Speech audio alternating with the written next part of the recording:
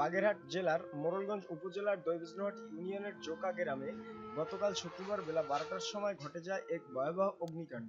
মাত্র কয়েক মিনিটে 3টি পরিবারের স্বপ্ন ও শেষ সম্বল সবকিছু পুড়ে ছাই হয়ে যায়। এই অগ্নিকাণ্ডে 2 বৃদ্ধ নারী এবং স্থানীয় বাসিন্দা মোহাম্মদ জাহাঙ্গীর খানের বসতবাড়ি সম্পূর্ণ ক্ষতিগ্রস্ত হয়েছে।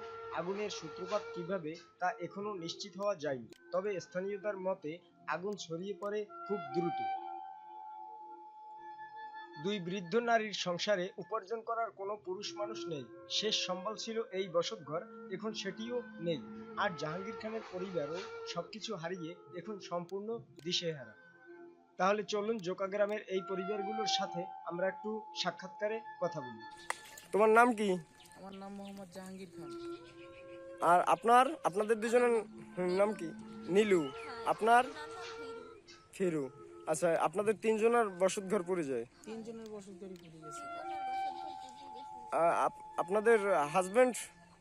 আমার হাজবেন্ড নাই। আপনার? আমারও নাই।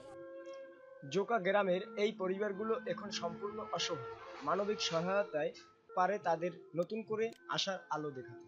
মোহাম্মদ লিমন হলাদার, দৈনিক দেশ বুলেটিন, বাগেরহাট।